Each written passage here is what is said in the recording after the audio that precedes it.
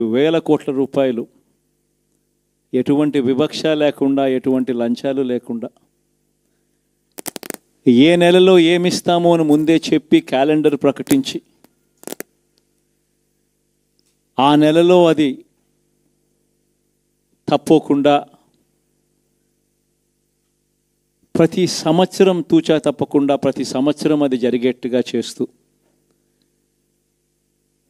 ఏకంగా 2,70,000 కోట్ల రూపాయల వివిధ పథకాల ద్వారా మాట తప్పకుండా జరగడం కూడా గతంలో ఎప్పుడూ కూడా చూడలేదు, జరగలేదు.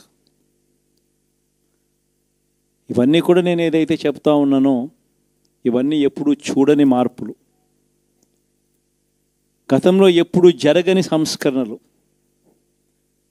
విద్యారంగంలో అయితేనేమి, వైద్య రంగంలో అయితేనేమి, వ్యవసాయ రంగంలో అయితేనేమి, సామాజిక న్యాయం అంశంలో అయితేనేమి, మహిళా సాధికారత అంశంలో అయితేనేమి, గవర్నెన్స్ విషయంలో అయితేనేమి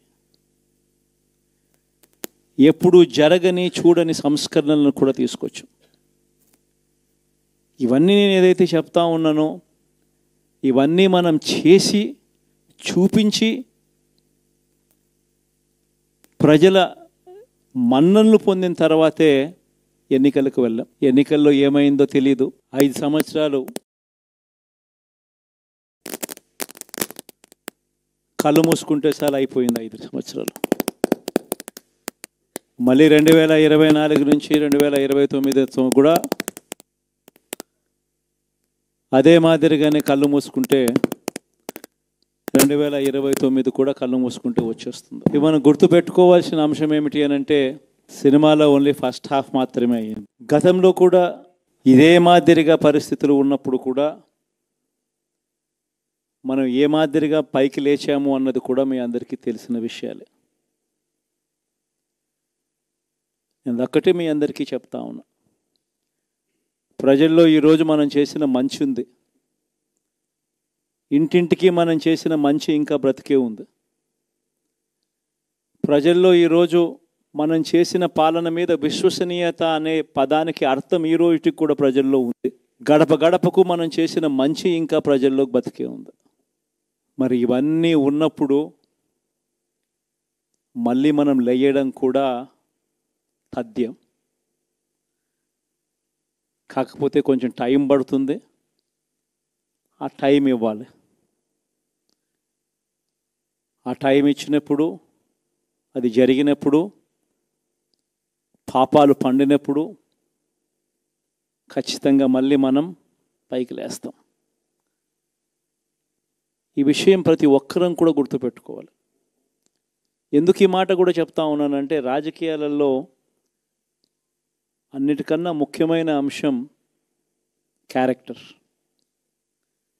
విలువలు, విశ్వసనీయత. ఈ పదాలకు అర్థం తెలిసి ఉండడం రాజకీయాలలో చాలా అవసరం. రాజకీయం అంటే ఎల్లవేళలా అధికారమే కాదు. అధికారంలో లేనప్పుడు కష్టాలు ఖచ్చితంగా వస్తాయి. కానీ ఖచ్చితంగా కష్టాలు వచ్చినప్పుడు మనం ఖచ్చితంగా ఏ రకంగా రియాక్ట్ అవుతామన్నది మన చేతుల్లో ఉంది.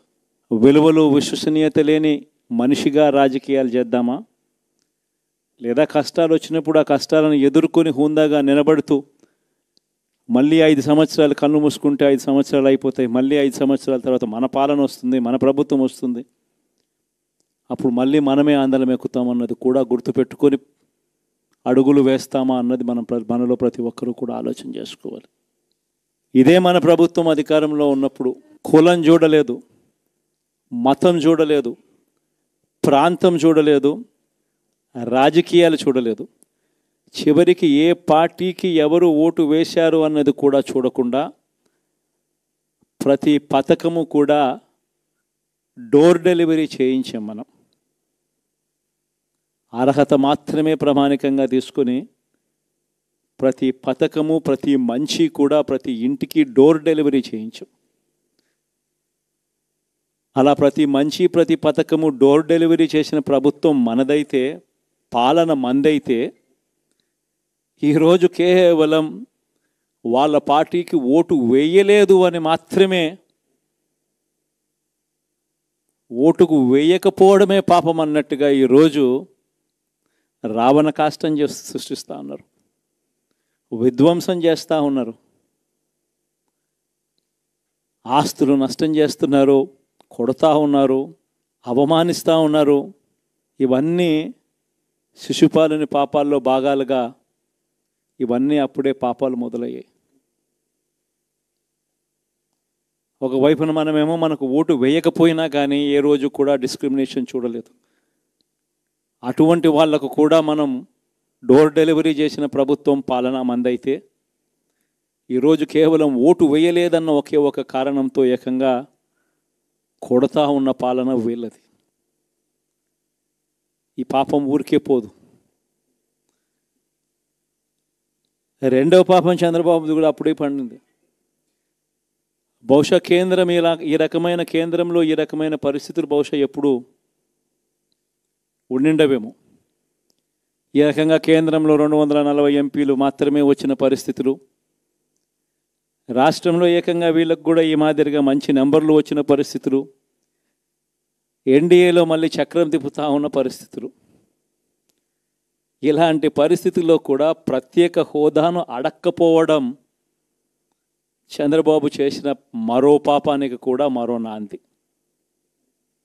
ఇలాంటి పరిస్థితుల్లో కూడా ప్రత్యేక హోదా మనం అడిగి తెచ్చుకోలేకపోతే రాష్ట్రంలో ఏ ఒక్క యువకుడు కూడా క్షమించడు చంద్రబాబు నాయుడు. మనం కొంచెం ఈ పాపాలు పండేదాకా మనం గట్టిగా దీన్ని నిలబడగలిగితే, ముందుకు తీసుకొని పోగలిగితే ఈ పోరాటాన్ని ఆటోమేటిక్గా శిశుపాలుని 100 పాపాలు ఫాస్ట్గా ఎరోడ్ అయిపోతాయి. అంటే ప్రతి ఒక్కరూ ఈ విషయాలన్నీ గుర్తుపెట్టుకోమని కోరుతాం. ఎన్ని బహుశా నేను చెప్పేటివన్నీ కూడా మీ అందరికీ కూడా తెలియనేటివి కాదు. కేవలం నేను మీ అందరికీ గుర్తు మాత్రమే చేస్తా ఉన్నా. కష్టాలు రావడం అన్నది సర్వసహజం.